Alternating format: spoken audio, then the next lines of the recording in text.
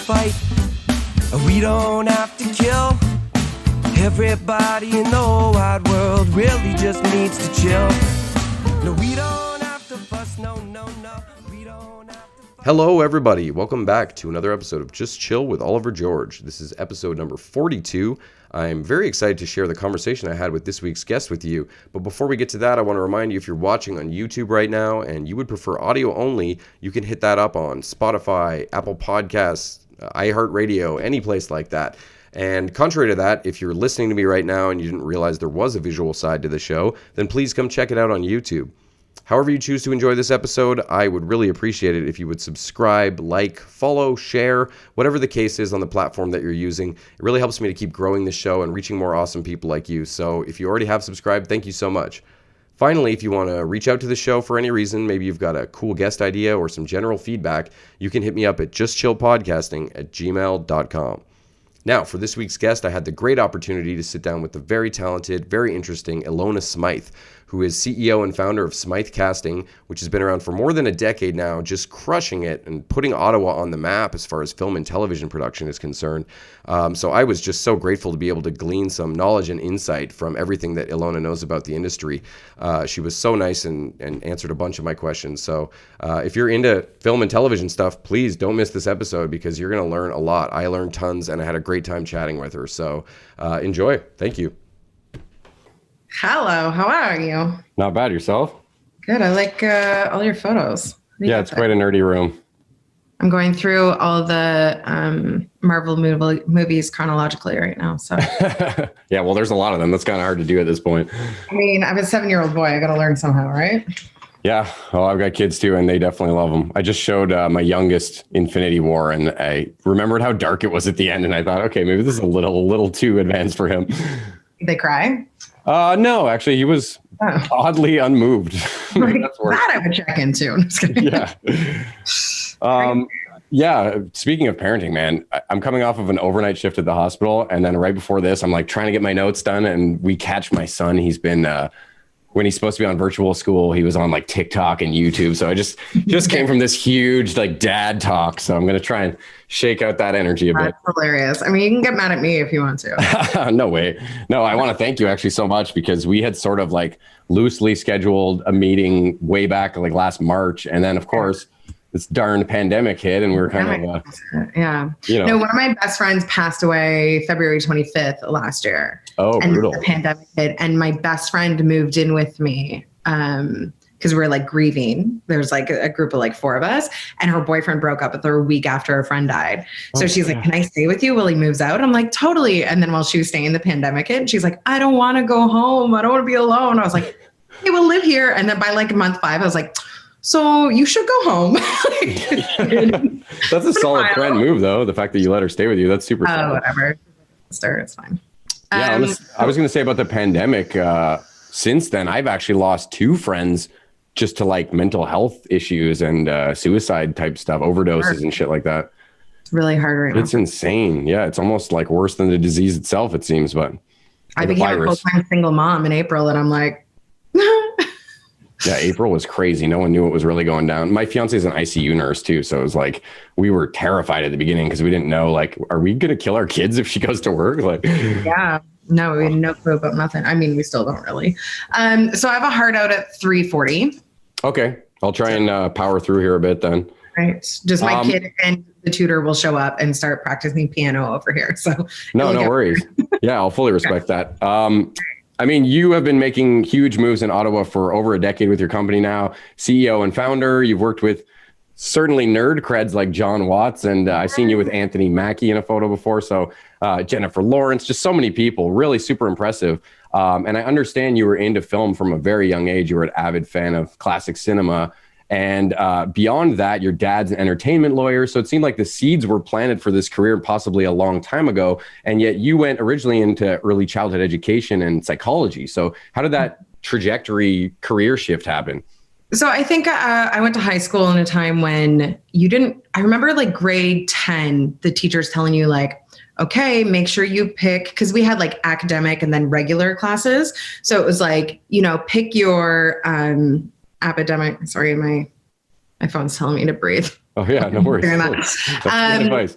They're telling you to pick academic or general, and depending on what you pick, you might not have a career if you don't pick it properly, and you can't do certain things, right? There's all this like anxiety about what to do work-wise. And I just didn't even know this was a job, to be honest. I was like, okay, nurse, lawyer.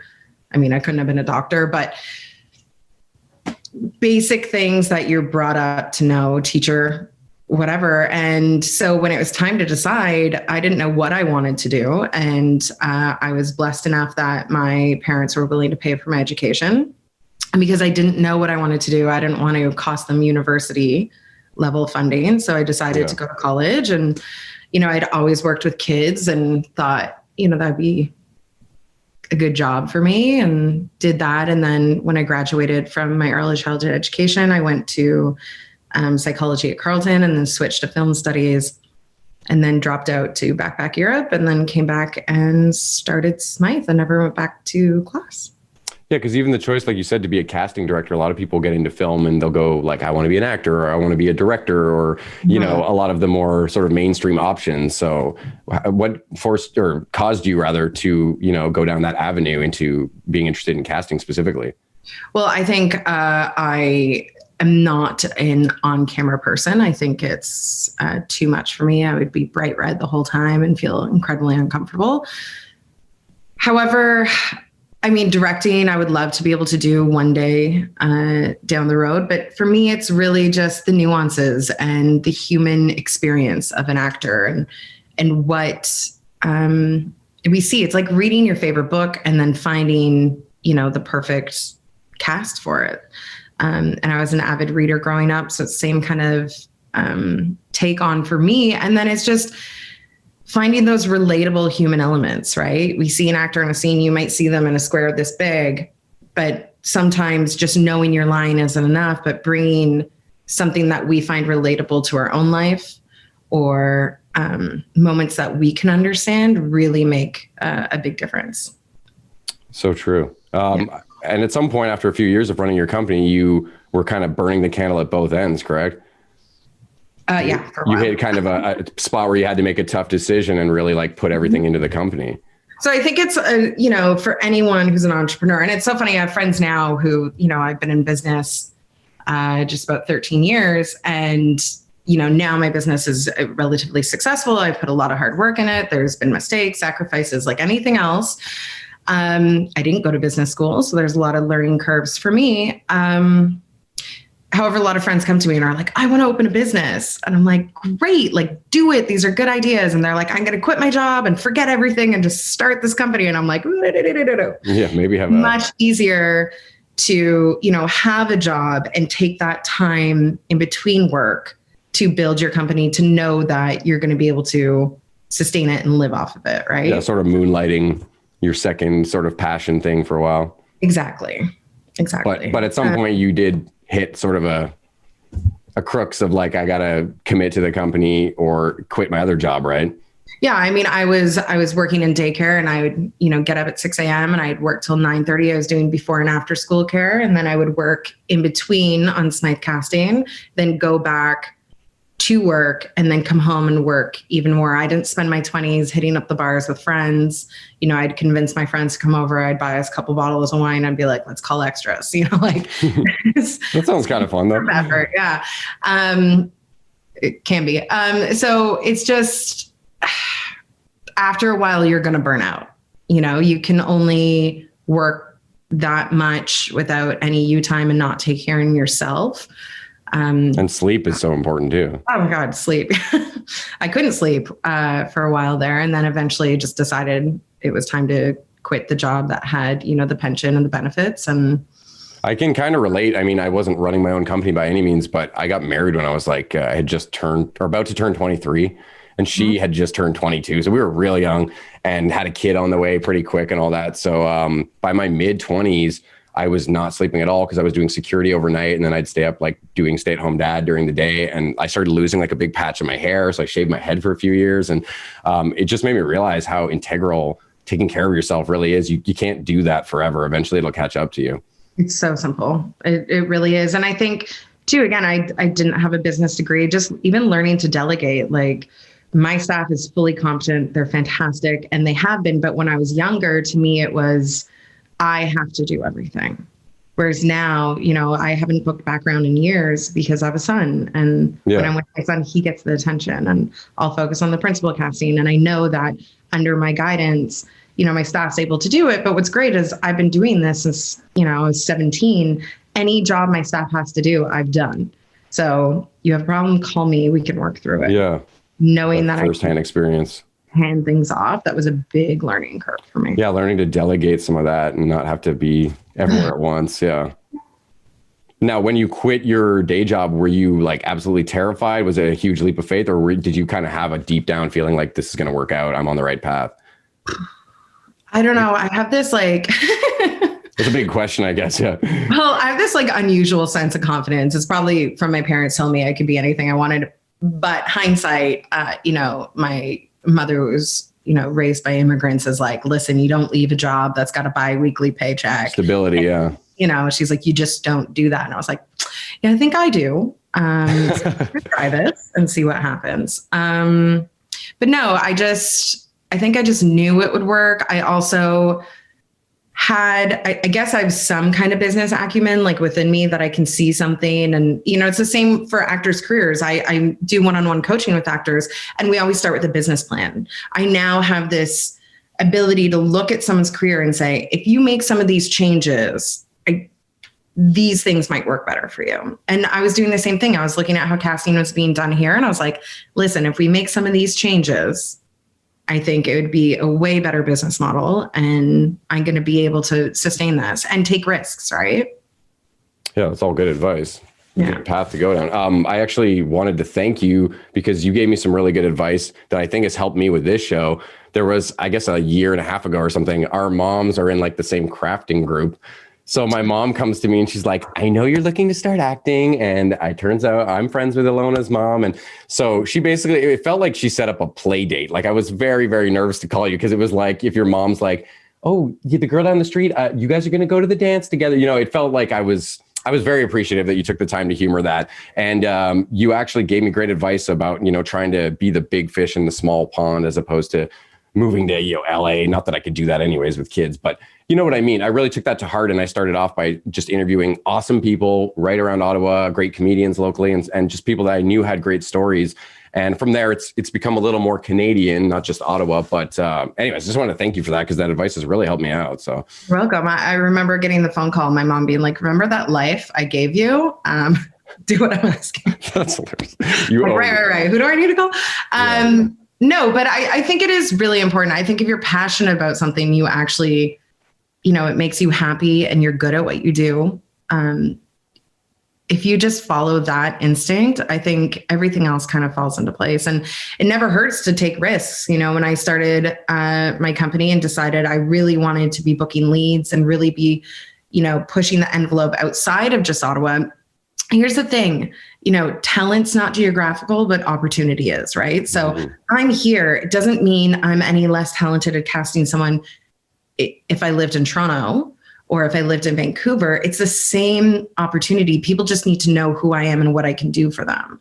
And you need good mentors. So I went to IMDb and looked up, my favorite movies, figured out who cast them. I emailed like 30 casting directors and said, I'm going to be in LA this week. I'd love to meet with you. And then Meg Lieberman, head of CBS casting, is the one who said, yeah, I want to meet with you. Wow. Whereas most casting directors didn't. And I sat in her giant office and she's sitting there blinged out. And, she goes, it's my job to know everyone. And that's what awesome. I'm going to do. So, the worst anyone's ever going to say to you is no. So just reach out and ask. Yeah, that's been my sort of modus operandi for how I do this thing is, I like, what's the worst? They say no. Okay. But if they say yes, it's amazing. And that's actually happened a ton of times for me at this point where I've been talking with so many people I never thought I would get the chance to speak with, yourself included. I remember when I first did background acting for Michael, I think it was called Michael Everyday at that point.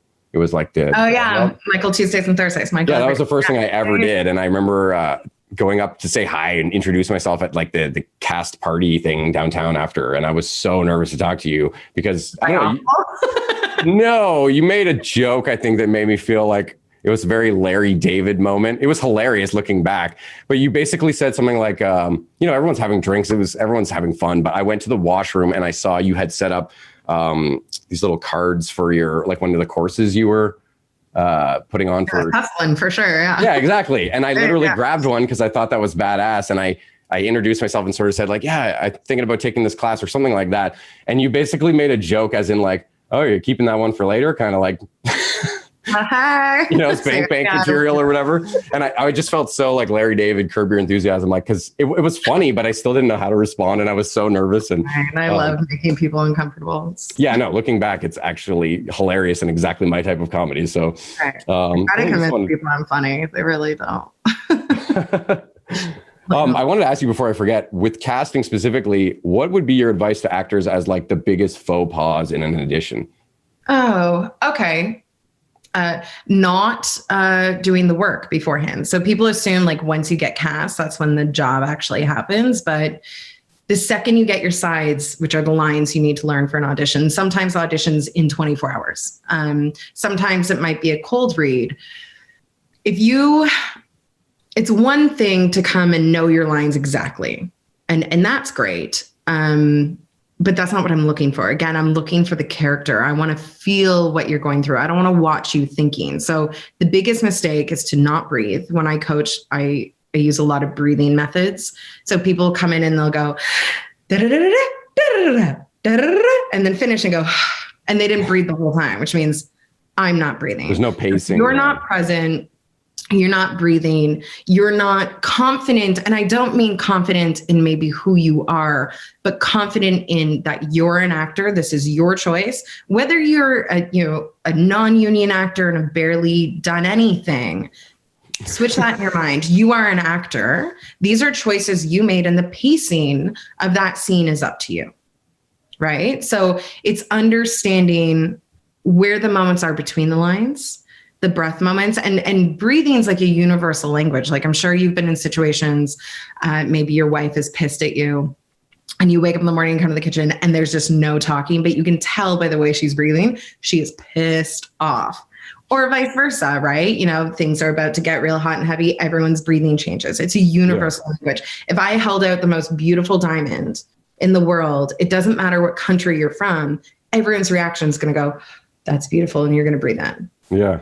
If you say, Ilona, I don't like you, I'm going to go, okay. And I'm going to breathe out. And my shoulders are going to go down just a little bit. Yeah. When the camera's this close, it's so important to keep it minimal, but I want to relate to what's happening. So even if you don't know your lines perfectly, as long as you don't drop the character, that's what I care about. Some of the best auditions I've seen, people have messed up their lines completely. And I didn't know. I'm not sitting there looking at the lines being like, what? It's not what they said. You're gonna have to restart. It's like kids who did piano or dance. If you got on stage and you did your recital and your hat dropped, you don't go, whoa. I'm gonna stop the show.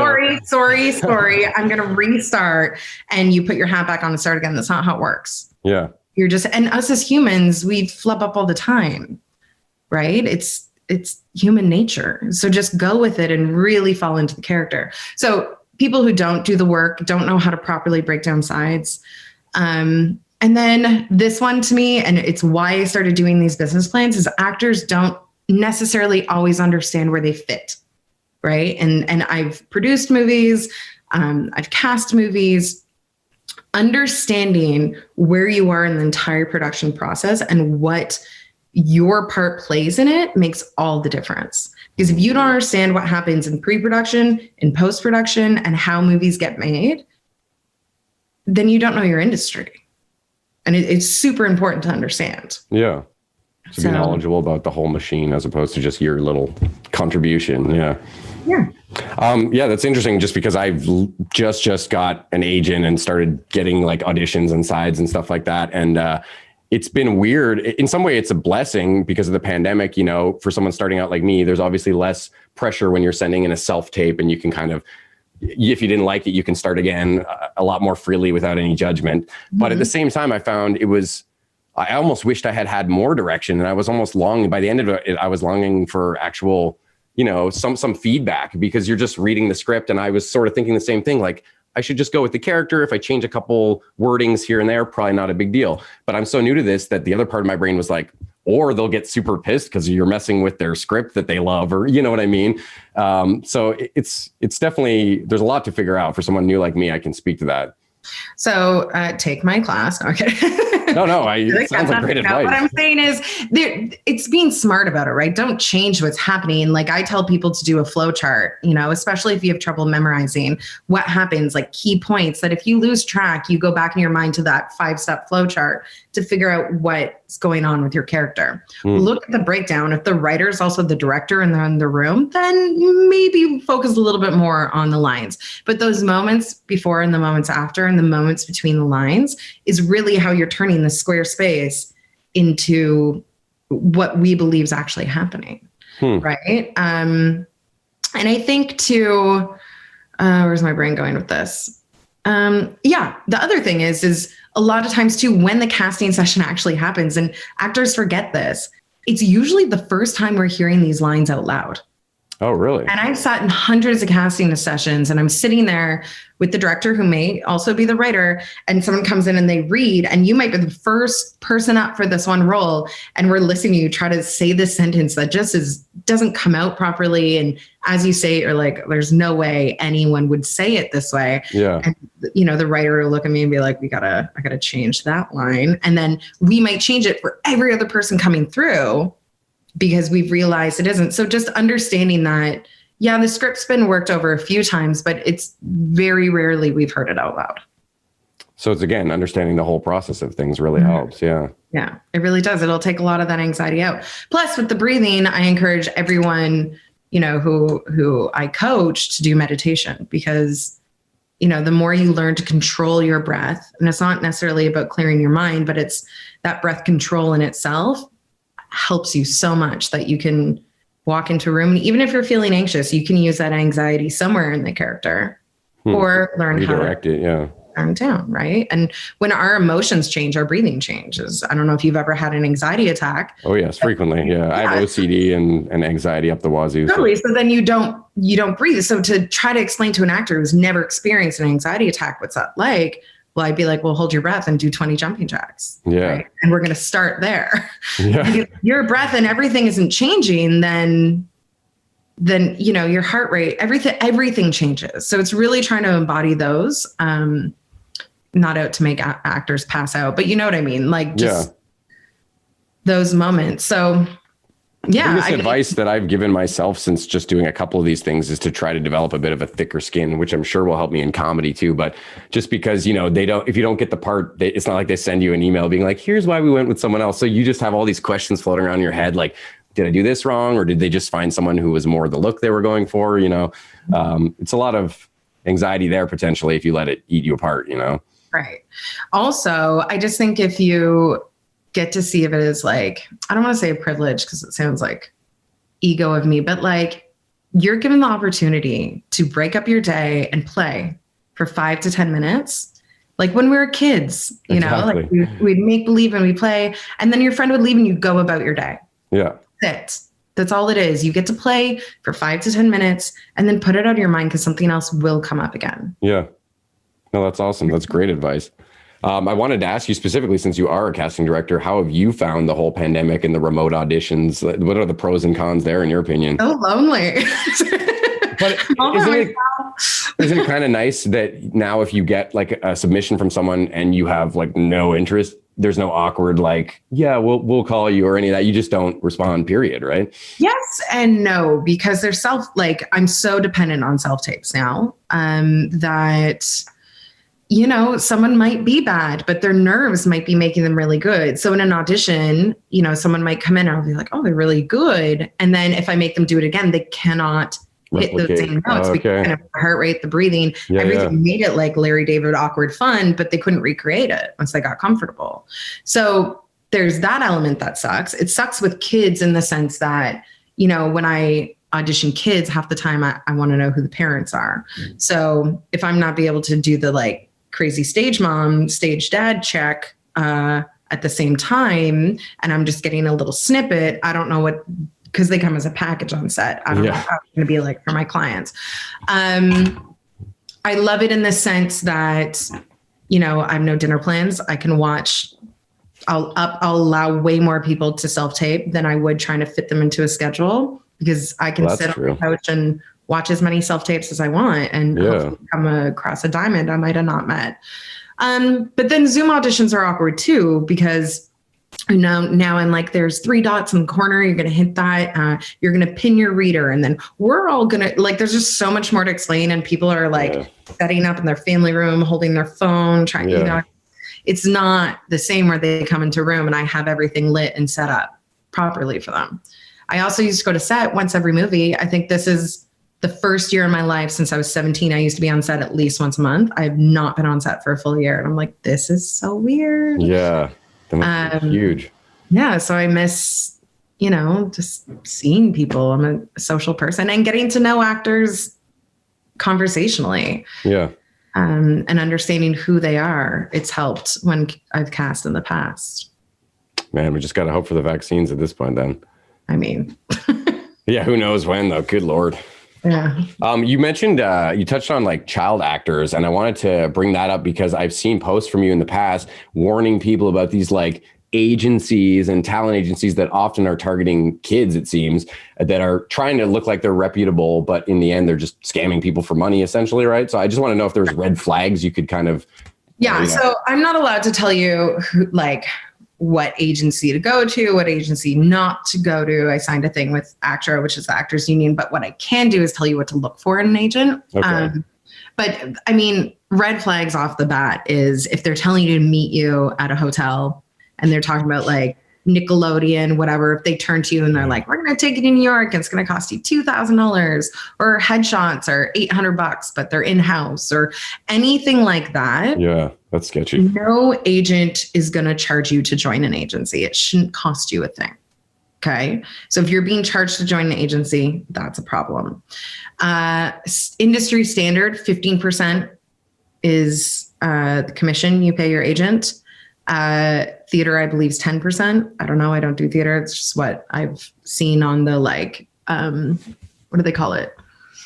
The like actors, no, the agent, TAMAC, the agents like, okay. There's no actually like ruling. There's no one who's going to come out and tell someone they can't be an agent. They just won't be on ACTRA's website, which is the Actors Union. The best is to go to the source. Again, if you know the business, if you go to the ACTRA's website and you look at our community, our resources, it'll tell you what agencies they approve of. So if the agent's not on there, that means ACTRA doesn't side with how they run their situation. You know, you want to make sure finding a good agent's like finding a good therapist, finding a good boyfriend. You want to make sure that you guys are on the same page, right? You're both working towards a common goal. You want to look up and take the time to research the casting directors who you want to be in front of. So look up the Canadian shows you love, or the shows, I mean, 90% of what I cast is American based, but look up what shoots in Toronto, in Ottawa, in Montreal, and figure out in Sudbury, anywhere you'd be willing to work locally, figure out who's casting these shows and make sure your agent knows them well enough to pick up a phone and say, hey, you need to see my new client. If they don't know these people that well, then they can't push you forward any more than you can. Look at their rosters. Are anyone who looks just like you, but has, you know, full ACTRA and 100 credits, who are they pushing? It's not going to be you. Yeah, right? For real. You also, you know, want to look at who their most successful person is on their roster. And if it ends if they up even have any, yeah. Or if it ends up being you, you know, 5 years down the road, then, you know, it might be time to move on. Once you're the smartest person in the room, you got to go to the next room, right? Yeah. It's just so important. They should encourage you to train. They should encourage you to get good headshots, but not force you on any one specific place. Okay, yeah, that's all awesome advice. I've been really happy with my agent that I have now for the last couple of weeks, Lisa Muser. She's been already getting me really great opportunities that, you know, I'm trying my best at, but they keep coming. So that's all I really wanted. Well, that's where, you know, it's working for you. Another thing too is to ask your agent what they ask for at time of once they book you. Like, so you call and, you know, Lisa calls you and says, congrats, you got booked. And you go, oh, okay, great, thanks so much. And you hang up the phone.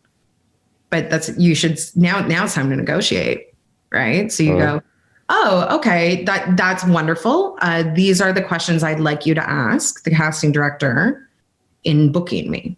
You probably at the beginning of your career can't really be negotiating rate. That's not, you know, you don't have a name value, but there are things that are really important you ask that are going to help move your career forward. So I would like a link to the copy of this film or TV show once it's done and once it's aired.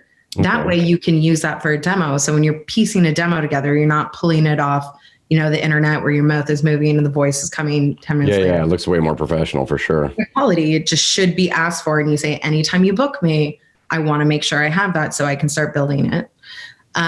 You know, sometimes you can ask for your wardrobe and you can ask for guaranteed days, right? Say your role's 5 days, ask for at least 2 guaranteed days. If the role gets cut or it gets cut down to 1. Oh, interesting.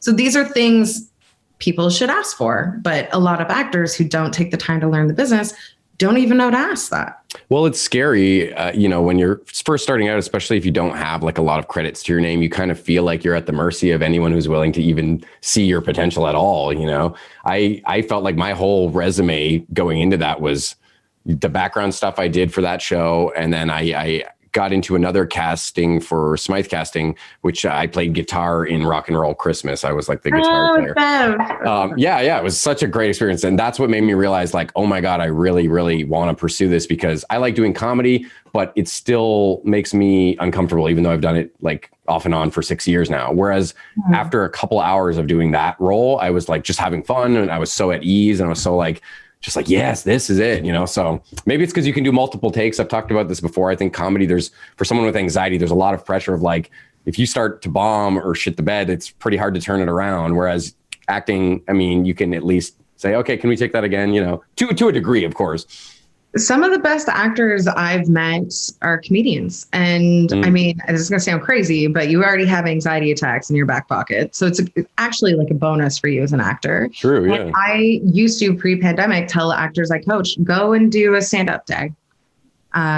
Write something. Maybe they're not funny, but go and do it. That feeling of everyone not jiving with you and that energy that room creates, to be able to understand what your body's going through when that happens can be magic on screen if you can recreate it. Yeah, definitely. Right. Well, they say it's huge to learn to be uncomfortable or be comfortable in the uncomfortable. I've heard that with comedy a lot. Yeah. So I think there's, a lot of advantages, but a good agent will know what they can and can't ask for at what stage you are at. But you just need to make sure your agent is going to be asking those questions. Okay. Right. I'm sorry. I'm trying to keep an eye on the time here. I'm like, I got 8 minutes. I got a few questions. I'm trying to prioritize now because there's one we do at the end of every episode. Each season, the question changes. So I got to get that in, but I think I can fit something else in here. I wanted to talk briefly about the new sound stages they're going to be building because I was researching that a bit. There's going to be 4 of them that are 20,000 square feet, even bigger office buildings. So what impact do you think that's going to have on the Ottawa film scene? And where do you think we're going to be in, say, 5-10 years from now because of that? If it happens, I think it'll be huge. At the beginning of the pandemic, they were turning away shows in Toronto because they just didn't have enough sound space. So even like Peter, whose last name I can't say, it's the longest Greek name ever, who is funding the one that's coming here. He owns Tribros with his brothers. They ended up getting like unused air hangers in Toronto and converting them into sound spaces so that cool. They were able to bring more stuff in. Get Bruce Harvey on here, our Ottawa Film Commissioner. He can talk to you more about it. Cool. We have a verbal agreement that our office will be there. So that'll be great. The location is great too. It's pretty close to the airport and close to my house. It's fantastic. That's an added bonus. Yeah. Convenient for me. I'm like, listen, where's it going? Because then I'm out. I was kidding. It's great. Yeah, that's awesome. Okay. I wanted to ask you if there was any really famous movie role from anywhere in cinematic history that you think is horribly miscast. Oh God. Oh, like one that really sticks out. Not to like shame another casting director, but pick one who's already dead. This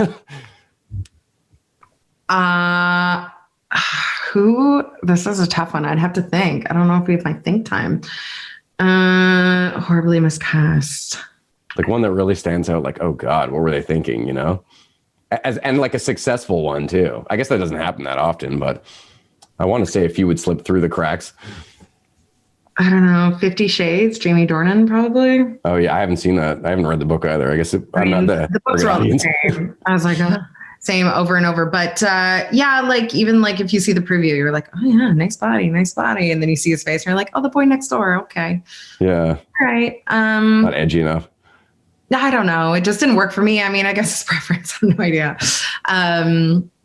But yeah, I don't know. No worries. Hey, that's an answer. But here, I can tell you this much. When you see a movie and you're like, oh, who cast this? It's not the casting director who's made this final choice, by the way. Okay. It is not. It is our job to guide the director into it. But I've had people cast because they are the girlfriend of the producer. I have people cast because they are the son of the director. They're shady. Seems shady, but it happens if they're financing the movie. Yeah, I guess. You do about it. And maybe they're actors and part of the union. I don't know. But I've been in situations where I've recommended one actor and then I've seen another one get it based on Instagram followers. I've recommended one actor and then seen someone else get it. And then the producer call me and say, how could you let this happen? And I go, please see a previous email, or I tell the director not to pick that person. So again, it's understanding the industry. So the director might even have picks, but it's not even the director's choice on some of these things. It's the network's choice. So there's always a hierarchy. So if you as an actor don't understand and you're holding resentment towards a casting director, a director, you might not even know they had no choice in it, right? So really understanding how it works on that side is going to really relieve a lot of anxiety, I think, for actors going in the room, and just understanding you got to let go. It's out of your hands. Yeah, I think that's going to be my biggest takeaway from this conversation is just all the times you've come back to really trying to learn about the whole industry and the whole, the whole thing as a whole, as opposed to just the parts I'm interested in for me, Yeah.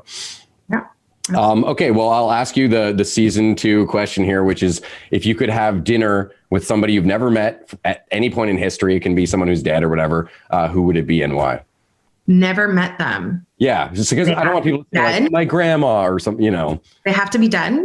No, they don't have to be dead, just someone you've never met before. But it could be like 500 years ago if you wanted to meet someone, I don't know, King Arthur or something. I'd probably say like Queen Elizabeth. Oh, right on. Not because I just recently watched The Crown, but because she's like a badass bitch in a lot of different ways. And she has seen and met all the people. So I could be like, oh, I want to meet this celebrity and this. I'm like, that girl's met them. She's got stories. Yeah. She's been through it. She's seen the crazy stuff, That's a great answer. No, Thank you so much. And like, we're just at 3:40 almost now. So but I have to get her drunk enough that she'll answer any one of my questions. All the sloppy details. Yeah. Oh, thank you so much again for coming and talking to me. I really appreciate it. And hopefully we can do this again sometime in person when things subside with all the craziness. But absolutely. And if you need any more advice, feel free to reach out. Now it won't be a forced mom phone call. Yeah.